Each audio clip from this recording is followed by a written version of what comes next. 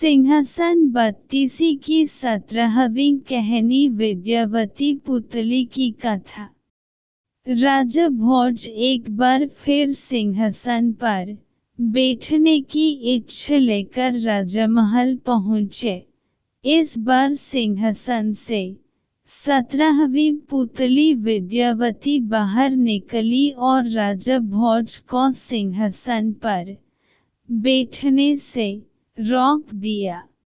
17वीं पुतली विद्यावती ने कहा, सिंहासन पर बैठने से पहले राजा विक्रमादित्य की यह कहानी सुन लो।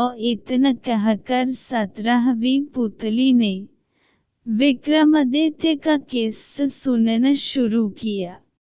राजा विक्रमादित्य के राज्य में उनकी प्रजा को किसी बात की कमी नहीं थी। राजा अपनी प्रजा को खूब खुश रखते थे। जब भी उनके दरबार में कोई अपनी परेशानी लेकर आता, तो राजा उसे तुरंत हल कर देते थे।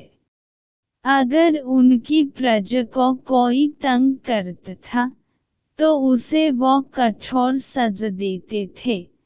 इतना ही नहीं, राजा विक्रमादित्य एक आदमी बनकर राज्य का दौरा भी करते थे। इसलिए उनकी प्रजा हमेशा खुश, निडर और संतुष्ट रहती थी। एक बार राजा विक्रमादित्य वेश बदलकर अपने राज्य में घूम रहे थे। तभी उन्हें एक झोपड़ी से दो लोगों की आवाज सुनाई दी।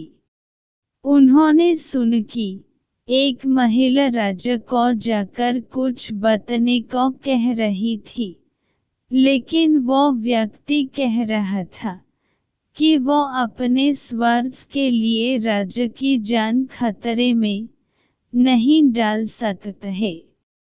इन बातों को सुनते ही राजा समझ गए कि उन्हें कोई समस्या है और राजा भी इससे जुड़े हुए हैं। राजा विक्रमादित्य हमेशा अपनी प्रजा की परेशानियों को हल करना अपना कर्तव्य मानते थे। ऐसे में राजा विक्रमादित्य से रह नहीं गया और उन्होंने झोपड़ी का दरवाजा खटखटाया। दरवाजे पर आवाज सुनकर ब्राह्मण दंपत्ति ने दरवाजा खोला। उनके दरवाजा खोलते ही राजा विक्रमादित्य ने अपने बारे में बताया और उनकी परेशानी पूछी। राजा घर आए हैं जानते ही दोनों पति पत्नी डर गए। राजा ने उन्हें हिम्मत और भरोसा दिलाते हुए कहा कि आप अपनी बात बिना डरे कह सकते हैं।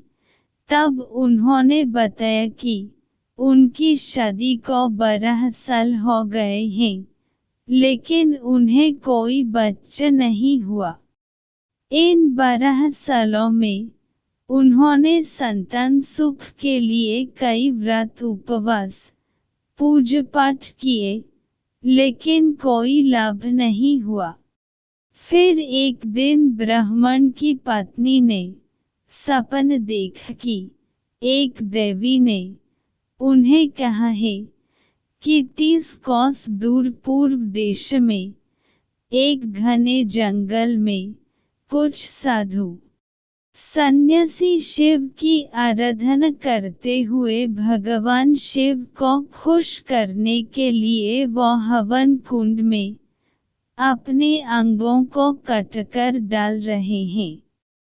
उनकी तरह ही अगर राजा विक्रमादित्य भी वहां जाकर हवन कुंड में अपने अंग कटकर डाल दे, तो भगवान शिव उनसे खुश होकर उनकी इच्छा पूछेंगे। फिर राजा विक्रमादित्य भगवान शिव से उनके लिए बच्चे की मांग करेंगे। ऐसा करने से उन्हें संतान सुख मिल जाएगा। इतना सुनते ही राजा विक्रमादित्य ने ब्राह्मण पति पत्नी को भरोसा दिलाते हुए कहा कि वो यह सब जरूर करेंगे। इतना कहते ही राजा विक्रमादित्य वहां से निकल गए और रास्ते में बेतालों को याद किया। बेताल उनके सामने प्रकट हुए तो राजा विक्रमादित्य ने उन्हें हवन की जगह पहुंचने को कहा। राजा जैसे ही उस जगह पहुंचे तो उन्होंने पाया कि वहां सच में कुछ साधु बैठकर हवन करते हुए अपने अंगों को काटकर हवन में डाल रहा था। ये देखते ही राजा विक्रमादित्य भी वहां सन्यासी के बगल में बैठकर उनकी तरह ही अपने अंगों को काटकर हवन कुंड में डालने लगे। जब राजा विक्रमादित्य और साधु सारे जल गए तो वहां एक शिवगण पहुंचा और सभी साधुओं को अमृत देकर जिंदा कर दिया, लेकिन गलती से उसने राजा विक्रमादित्य को अमृत नहीं दिया। जब सारे साधु जिंदा हो गए तो उनका ध्यान विक्रम पर गया जो राख बन चुके थे।